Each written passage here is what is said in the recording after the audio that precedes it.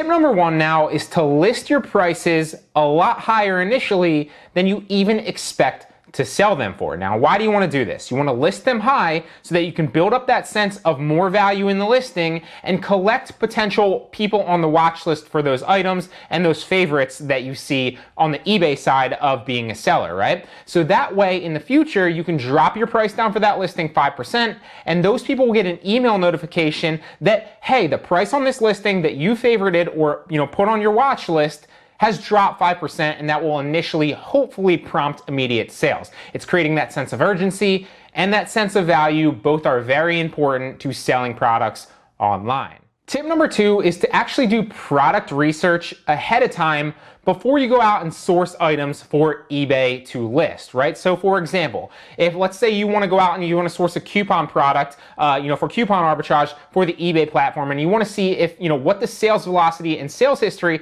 for an item like that is on eBay, and also what you could potentially sell it for, so you know if it's going to bring you a profit margin and it's a good product to source, right? So then what do you do exactly? Well, you want to copy the title for that Amazon listing, take it over to eBay search, right? And then you want to sort on the side of eBay, and you want to sort for sold and completed listings. And what that's going to do is it's going to show you if a product like that has ever sold in the past, and if so, for what, how many, and on what dates, right? So if they've sold frequently, if they sold recently, what the prices were, and if, for example, if your search is too niche, then you just want to take out some of the keywords, search some of the main keywords, so it's not like a long title only if you're not seeing any search results or very, very minimal. And then you want to search for, maybe like the top 5 keywords in that listing. So if it's a scratch off map, you want to do like world scratch off map, blah, blah, blah. Maybe just take like 5 to 6 keywords in the title instead of the long full title, right? And that's only if you're running into issues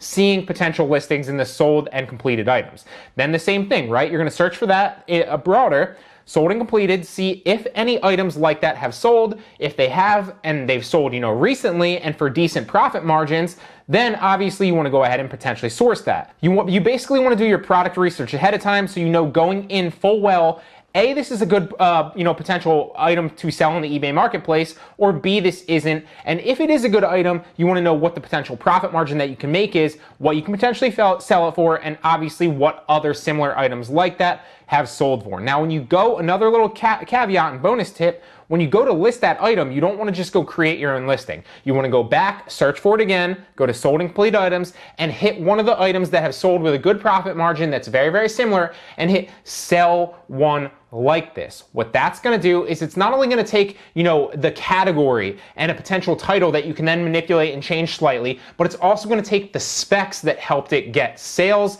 or helped it get a sale, and helped it get more visibility on the eBay platform, right? You want to take the specs, and that's the easiest way to do it. Tip number 3 is that you want to go out and you want to get the fast and free badge on all of your listings, okay? So what is the fast and free badge first and foremost? Well, it's that little fast and free thing up in the top of the listing that kind of looks like the Amazon Prime badge for eBay buyers, right? So what is it then? How do you get the fast and free badge? Well, what you basically want to do is you want to offer free shipping, hence the free part of the fast and free, and you want to have handling times that are at least 1 day or same day. That will be the fast and the free part of it. And what that will do is then you'll get the fast and free badge on your listing, and eBay claims that increases sales at least 11% across the board. I'm not saying this is what they're saying that their data shows. So one of the best tips that I could give you is make sure your handling time is at least 1 day or same day delivery, or not same day delivery, same day handling times, right? So that means that you're taking at least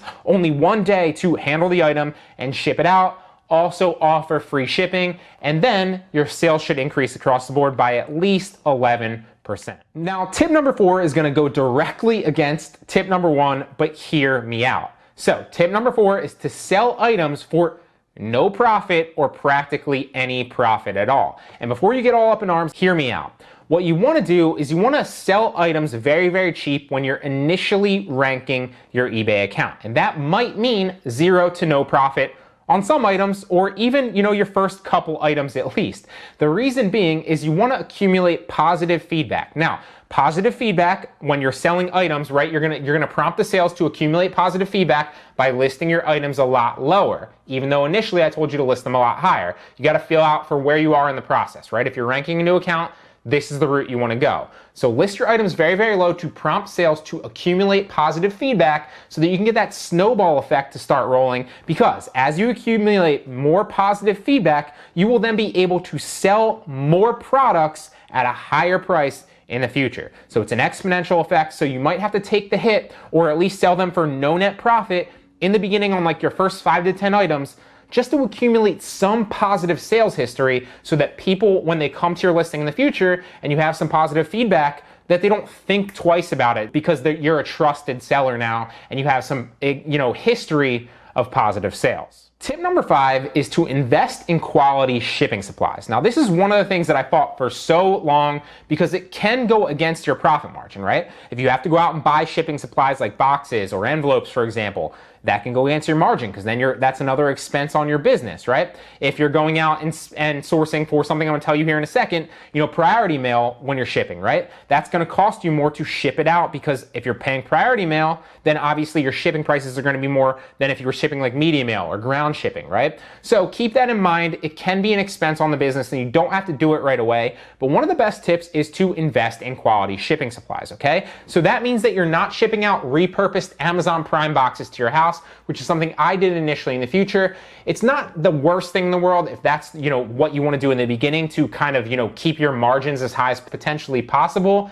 That said, it's definitely not going to make you look that professional as a seller, right? So what I would say is instead go out to Amazon and buy, some really, really cheap boxes, or go to type in really cheap boxes in bulk on Google, right? And you should be able to find good prices for boxes that fit the majority of your items. Or you can even go to Amazon and buy 100 envelopes for super cheap, like $5 to $10, and use them to ship out, right? Then you just need to tape the envelope shut, and then you have an entire thing that you can just slide into the post office, and it doesn't cost you much at all, but it makes you look more professional, like you actually prepared for this and you didn't just repurpose an Amazon box. Another example of this that I see from new eBay sellers a lot is like a shoe box, right? Because we all have shoe boxes, extra shoe boxes laying around the house. Don't do that if you want to look professional and you want to be taken seriously as a seller on eBay.